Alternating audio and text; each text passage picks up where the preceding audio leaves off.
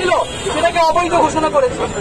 আমরা হাইকোর্টের এই রায়কে অবৈধ মনে করি, আমরা এটাকে নিন্দা জানাচ্ছি এবং এই রায় আমরা ছাত্র সমাজের পক্ষ থেকে প্রত্যাখ্যান করছি।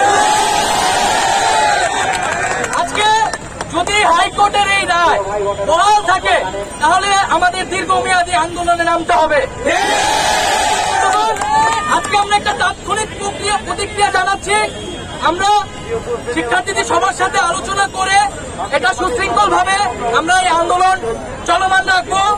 আজকে আমরা একটা তাৎক্ষণিক প্রতিক্রিয়া জানিয়েছি। এখানে আমাদের কিছু বক্তব্য প্রয়োজন। আমরা 2018 সালে বলেছিলাম যে বাংলাদেশে মেধার ভিত্তিতে যাতে সরকারি চাকরিতে নিয়োগ দেওয়া হয়। 56% কোটা এটা কোনো দেশের কোনো বৈশিষ্ট্য হইতে পারে না। আমরা কোটা সংস্কার চাইছিলাম, সরকার নিজেই এটা কোটাকে বাতিল করা হয়েছে। আজকে সেই আন্দোলনকে বৃদ্ধাঙ্গুলি দেখিয়ে হাইকোর্ট কিসের ভিত্তিতে রায় দিয়েছে এটা আমরা জানি না, এটা আমরা বুঝতে পারছি না। তো আমরা যদি কোটা নিয়ে কোনো ধরনের সিদ্ধান্ত আসতে হয় অবশ্যই শিক্ষার্থীদের সাথে বসে এই সিদ্ধান্ত নিতে হবে। আজকে আরেকটা কথা বলা প্রয়োজন, আমরা মুক্তিযোদ্ধাদের সম্মান করি, তারা এই জাতির সূর্য সন্তান। তাদের যদি যত ধরনের মর্যাদা দেওয়া প্রয়োজন এই রাষ্ট্রে আমরা দিয়েছি, আমরা দিব, আমরা সম্মান জানাই।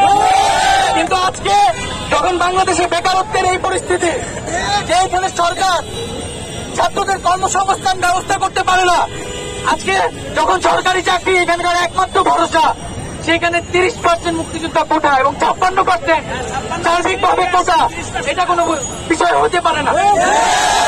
তো আমরা বলতে চাই যে হাইকোর্টের এই রায়কে আমরা প্রত্যাখ্যান করলাম এবং আমরা বলতে চাই যে 18 সালের যে প্রজ্ঞাপন জারি করা হয়েছিল সেই প্রজ্ঞাপনে অটুট থাকতে হবে।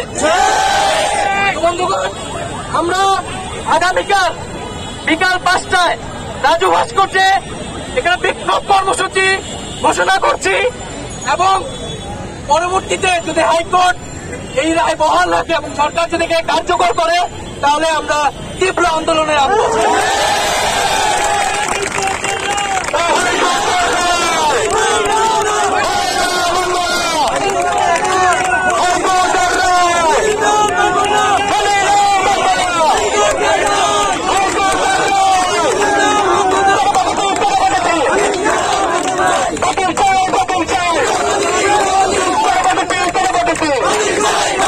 আমরা এখন মিছিল নিয়ে লাইব্রেরির সামনে গিয়ে আমাদের আজকের কার্যক্রম এখানে সমাপ্ত ঘোষণা